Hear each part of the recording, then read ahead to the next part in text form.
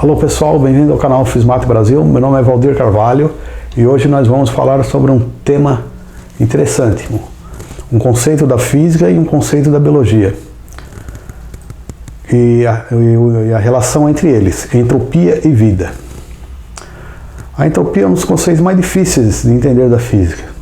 Ele surgiu no século XIX estudando os fenômenos termodinâmicos.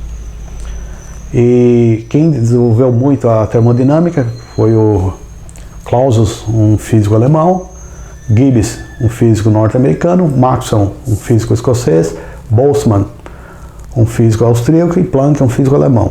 Esses deram grandes contribuições para a termodinâmica.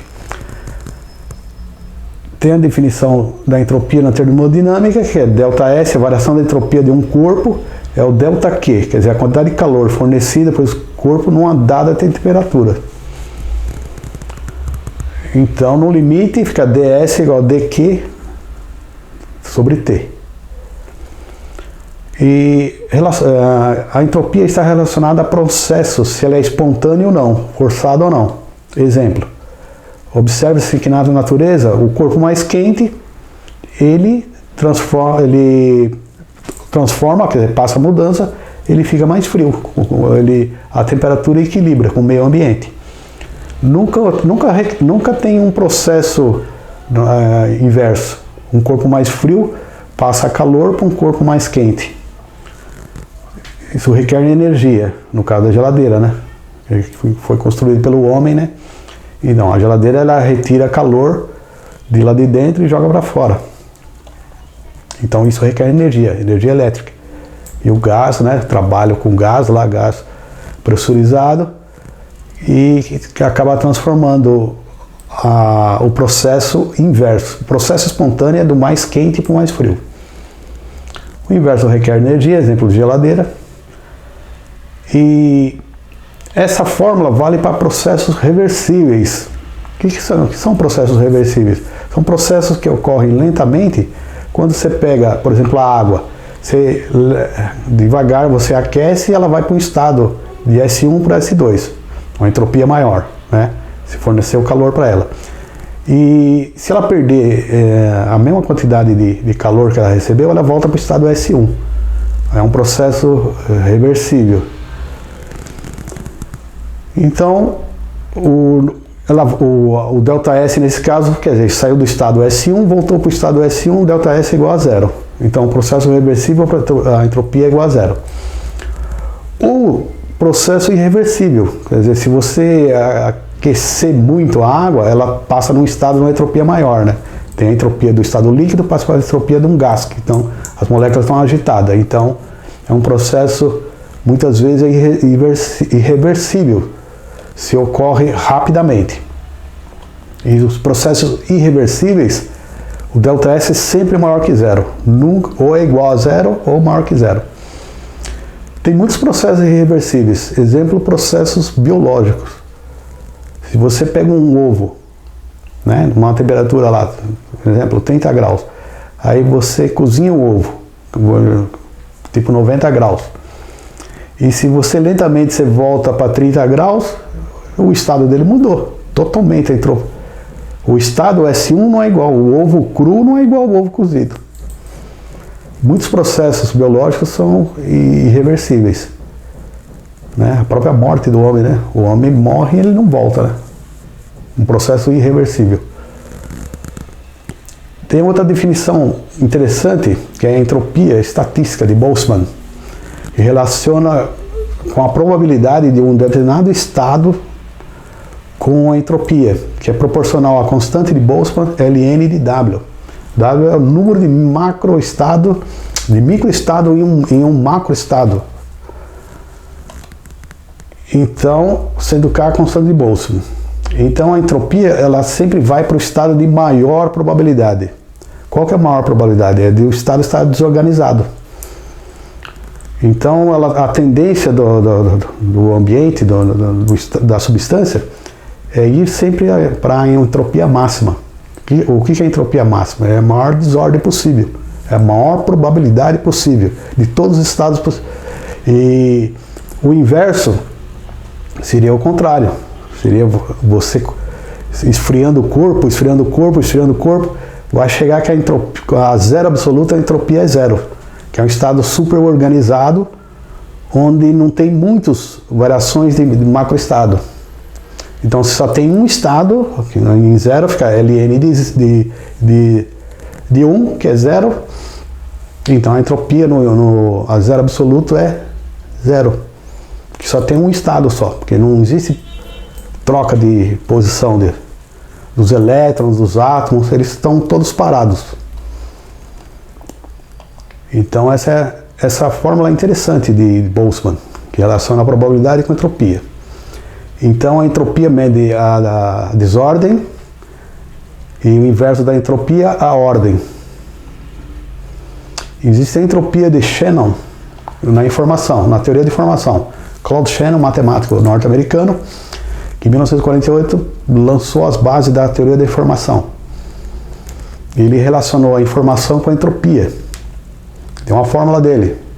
Aí, é parecida com a fórmula do Boltzmann. Só que o Boltzmann lá tem... Você pode pôr somatória aqui, mas quando tem vários macroestados diferentes. Aí fica uma somatória. Aqui, ó, fica a somatória de log de 2, de PI e PI.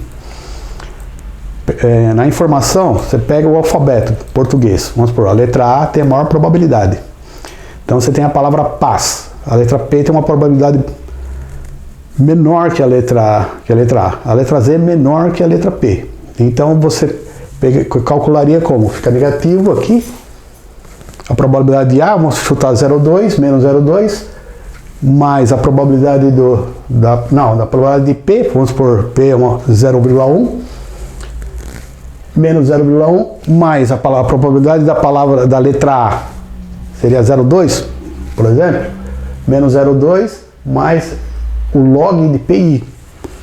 A probabilidade, estou chutando aqui, seria 0,2 para A, 0,1 para P e 0,05 para Z. Chute do idioma português. Aí você somaria. Aí daria um número de bits por informação. Então ele relacionou a probabilidade. Por que é negativo aqui? É negativo porque você passa esse negativo para lá, propriedade do logaritmo, e como probabilidade é uma fração, negativo numa fração fica positivo. Então esse resultado aqui é sempre positivo maior ou igual a zero. Quer dizer, cada palavra tem uma informação. Cada sequência de letras tem uma probabilidade de ocorrer. Então existe relacionado com a entropia.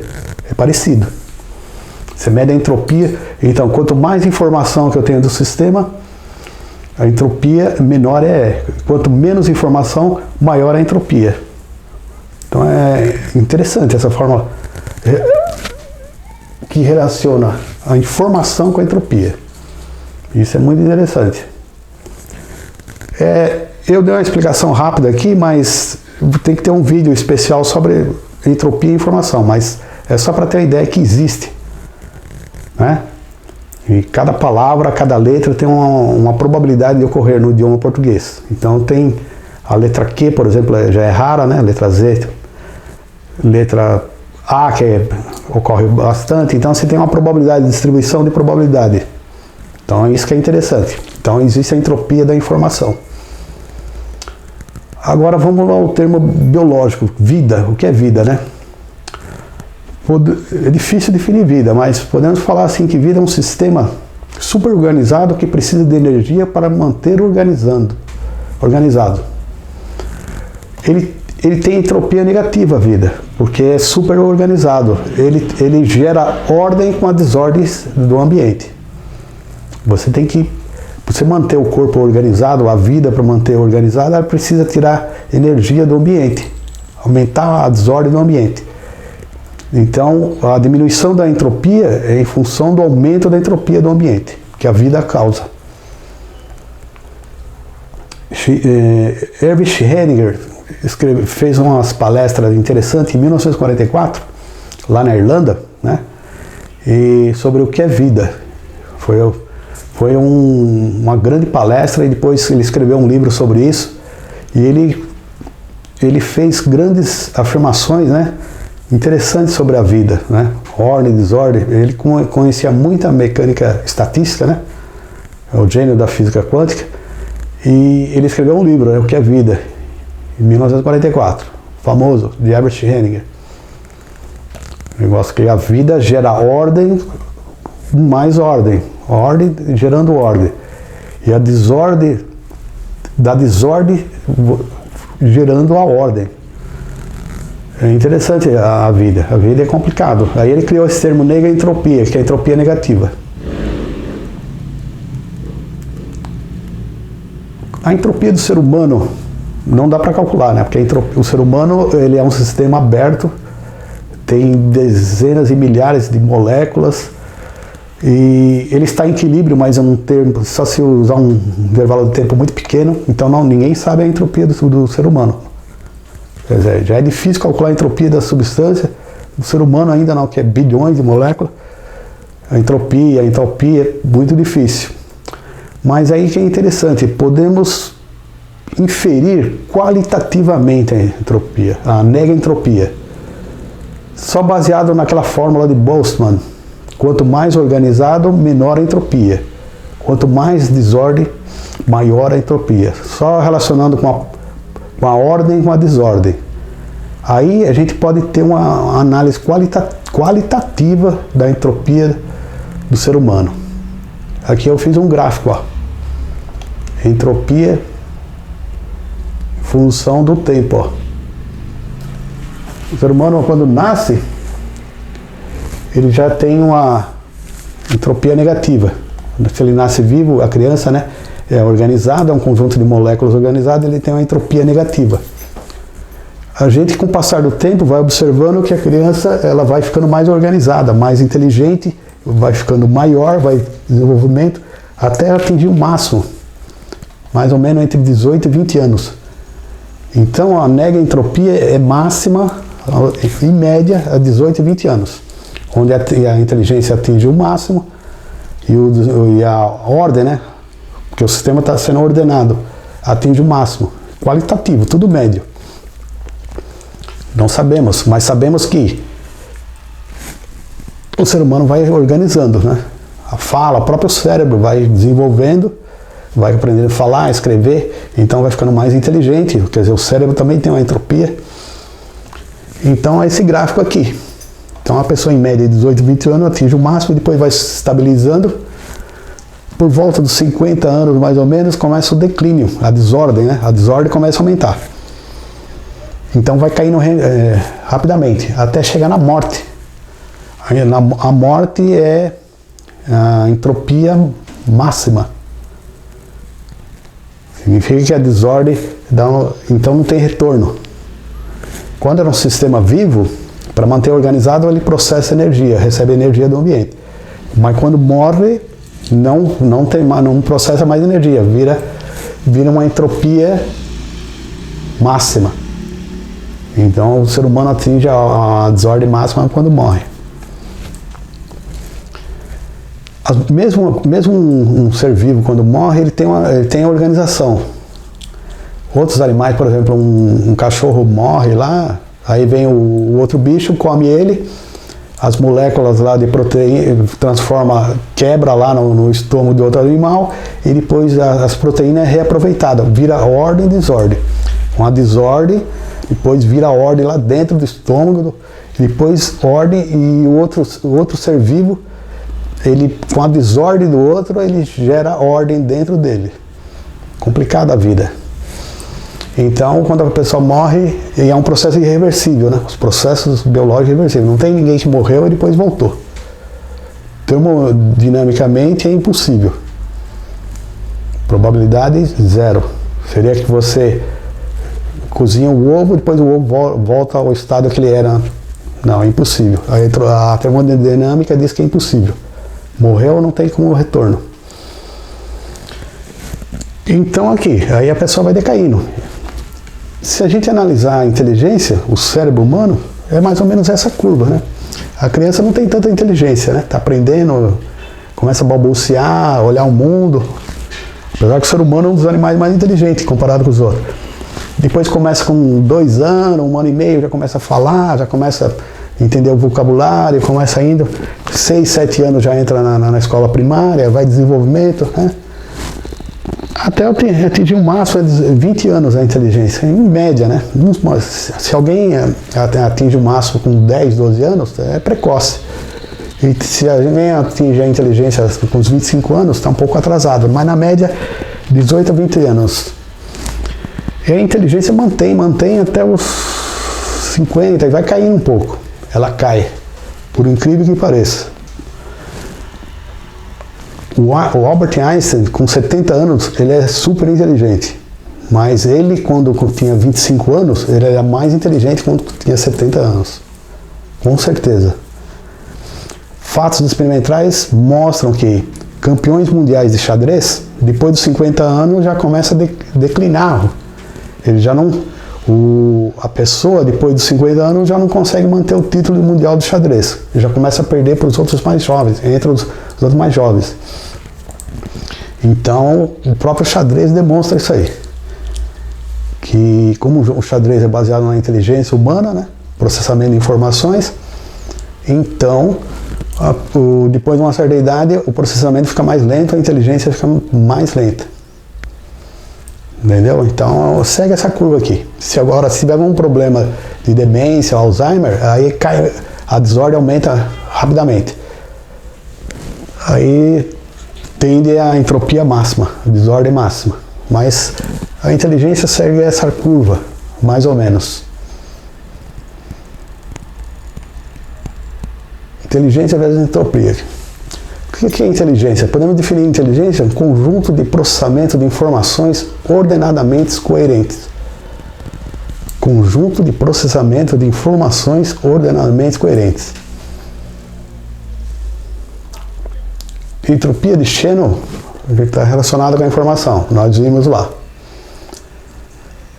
O que é uma inteligência? Dado um problema qualquer, o cérebro cria um algoritmo e processa informações coerentes. Qualquer problema de matemática, física, de biologia, psicológico, problema financeiro, social, de emprego, qualquer problema. Dado um problema, o cérebro cria um algoritmo, ele processa informações e tenta coerentes, informações ordenadas, e tenta resolver esse problema. Pode ser que resolve ou não. Pode resolver o problema ou não. Você pode usar um supercomputador e se você colocar os dados errados, ele vai dar um resultado errado rapidamente. Então, a inteligência não é só definida com a velocidade do processamento, mas como esse processamento é atuado. Se ele está correto ou não. Pode estar sim ou não. Quanto maior a inteligência, maior a negentropia. Então isso é verdade. Quanto mais inteligência uma pessoa, o cérebro ele tem maior negentropia. Esse termo aqui é o termo usado por Schrödinger. Entropia negativa. Então uma pessoa que tem problema mental, o cérebro dele é mais desorganizado que um cérebro de uma pessoa super inteligente. É bem lógico, né? Para processar informações é necessário gastar energia. Não tem como você processar informações sem gastar energia. O computador, para processar, ela gasta energia. Você tem bateria interna ou externa. Não tem jeito. O celular, para processar informações, gasta energia. O cérebro humano, para processar informações, gasta energia. Mesmo dormindo, o cérebro vai ficar sonhando, ele gasta energia. Processar informações.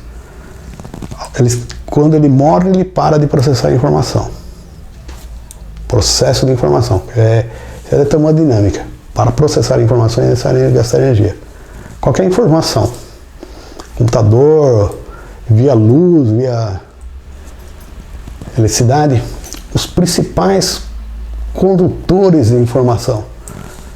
Os principais são o elétron e o fóton.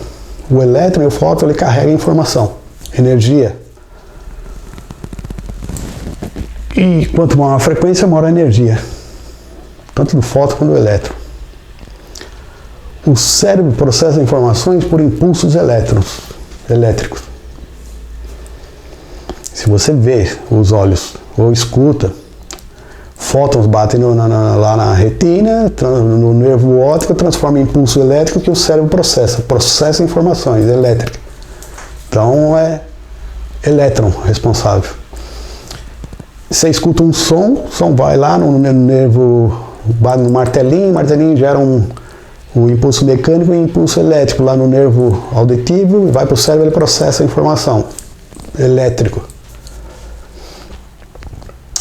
Alguém pode perguntar, mas não pode ser carga positiva também? É que carga positiva, se você tira elétron, fica carga positiva. Se coloca elétron, fica carga negativa. Então é meio... Provavelmente é o elétron, porque o próton é muito pesado. Ele é muito lento, né? Para processar a informação. Então provavelmente o cérebro, ele processa por elétrons. Pesquisa, tudo para ser pesquisado aí. Propriedades da vida. A vida surge de outra vida. A vida não surge no meio de pedra, no meio de água, no nada. Um ser vivo gera outro ser vivo. Um vírus, ele vem de outro ser vírus e assim por diante. Você vem de seu pai e sua mãe, seu pai e sua mãe vêm de um pai. Ninguém nasceu no meio da pedra, ninguém no meio do espaço, de nada. Então a vida surge de outra vida. Existem provas biológicas, né, do século XIX, de Pasteur, os outros cientistas demonstraram que a vida surge de outra vida. Essa é a propriedade da vida. A vida evolui. A vida surgiu há 4 bilhões de anos atrás. Um monte de moléculas de DNA, RNA, e elas se organizaram, ninguém sabe por quê. E foram construir os bilhões e bilhões de espécies. E elas evoluíram de moléculas para nós. Há 4 bilhões, nossos avós eram moléculas. Hoje nós somos vivos aí. Super evoluído. Mas isso aí levou 4 bilhões de anos. Sistema super organizado que processa energia.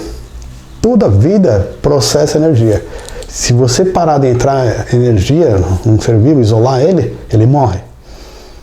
Até gastar toda a energia interna. A planta precisa de energia solar, que ela é fundamental. Cria glicose, né? A glicose é que é o combustível de todos os seres vivos. Reprodução de cópias de vida. Se a vida não reproduzisse, ela teria parado há 4 bilhões de anos atrás. Então ela reproduziu, ela evoluiu e ela morre também. Por isso que existe a reprodução, porque se só reproduzir e não morrer, existe saturação, né? Então a natureza ela tem um equilíbrio. A taxa de mortalidade e a taxa de... Então a taxa de reprodução tem que ser maior que a taxa de mortalidade, senão a espécie se extingue.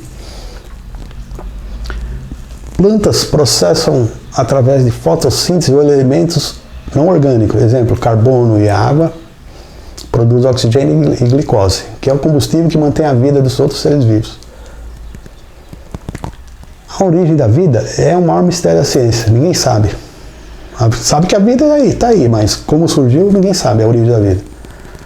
A vida a vida em si, nós não conhecemos muitas propriedades físico-químicas dela. A ciência não conhece. Só o futuro vai descobrir essas novas propriedades. Após a morte também a ciência não sabe nada. Não sabe nada. O que acontece com a consciência? E ninguém morreu e voltou. Também ninguém sabe. Então isso aí é interessante. Conclusão. A biofísica ainda está na infância do conhecimento. Temos muito a descobrir sobre as propriedades da vida. É isso aí. A vida é o maior mistério e é desconhecido. Nós não conhecemos a nós mesmos. Essa é a ironia da própria vida. Não sabemos a origem, não sabemos a propriedade da vida quando estamos vivos e muito menos depois da morte. A ironia da vida. Por mais que a pessoa seja inteligente, por mais que estude, não sabemos. Só o futuro dirá. Tá bom? Se você gostou do vídeo, deixa um like e não esqueça de se inscrever no canal. Abraço!